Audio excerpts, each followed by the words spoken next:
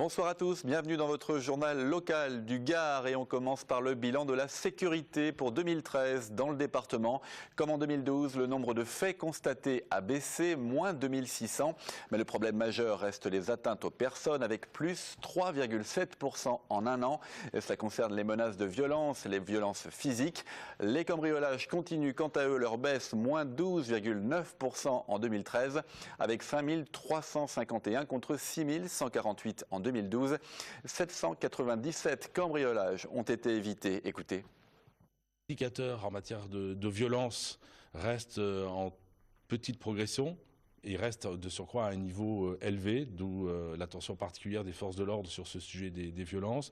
Et on constate notamment que les violences qui sont commises à l'intérieur de la sphère familiale se maintiennent à un niveau élevé, voire ont tendance à progresser. En 2014, on va maintenir à la baisse l'évolution du nombre de cambriolages, c'est en tout cas l'objectif que je fixe aux policiers et aux gendarmes du département.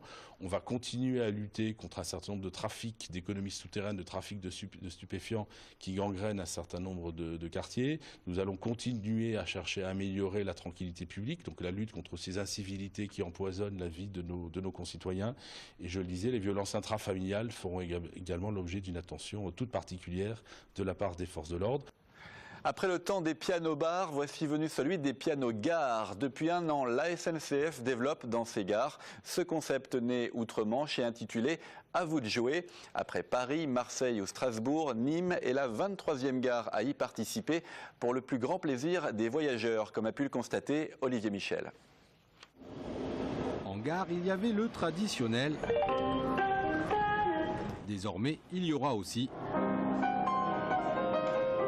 Depuis un an, la filiale Gare et Connexion de la SNCF a mis en place des pianos dans ses halls de gare, un concept né en 2008 dans l'esprit de Luc Jerram, un plasticien anglais qui voulait favoriser les rencontres sur le domaine public. Plus de 1000 pianos sont ainsi installés de par le monde, dont un aujourd'hui en gare de Nîmes.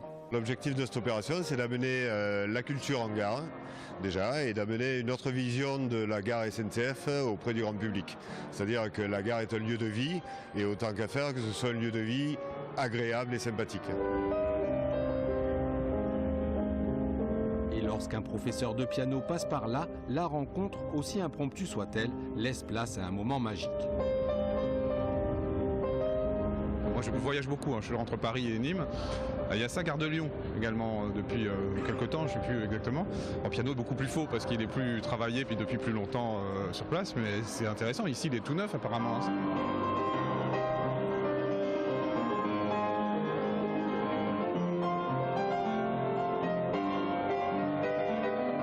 C'est étonnant, c'est surprenant. C'est magnifique. En plus, j'ai du temps à attendre. Je suis très heureux de voir que les gens ont compris que la culture pouvait nous servir à quelque chose. C'est surprenant parce qu'on ne peut pas imaginer que cette personne soit aussi douée. De quoi patienter en musique, faire des rencontres, au mieux faire naître des vocations et au pire, rater son train. Voilà, et Culture Toujours, c'est le début ce vendredi du 13e festival de la biographie de Nîmes. C'est jusqu'à dimanche au programme. Débats, expos et rencontres avec la centaine d'auteurs présents au Carré d'Art, parmi lesquels Régine Desforges, Patrick Poivre d'Arvor, Jean-François Kahn, Nicolas Ray ou encore Hélène Carrère d'Ancos, l'académicienne et même présidente de cette édition. Pour elle, la biographie est un genre qui a le vent en poupe. Écoutez. La renaissance de la biographie est à mes yeux quelque chose qui compte beaucoup pour donner aux gens le sens du temps, de l'histoire, de l'importance des personnalités. On sort d'une période où l'école des annales avait convaincu la société que les personnalités n'avaient pas d'importance dans l'histoire, dans la littérature, qu'au fond ce qui comptait c'était les mouvements longs. Et je crois que ça aplatit beaucoup de choses. Alors l'un n'exclut pas l'autre, les personnalités portent les idées. Et qu'il y a des idées toutes courses en personne, c'est extrêmement triste. Alors, pour moi, ce festival de la biographie, c'est un très grand moment. Et je crois que nous sommes sur une tendance longue maintenant, sur une renaissance de cette curiosité pour la personne. Et ça explique pourquoi je suis là. Voilà, et TV Sud est là aussi et installera son plateau comme chaque année au Carré d'Art pour rencontrer les auteurs. Autant d'interviews à retrouver à l'antenne dès la semaine prochaine. Et c'est la fin de ce journal. On se retrouve à 20h30 pour votre édition régionale. À tout à l'heure.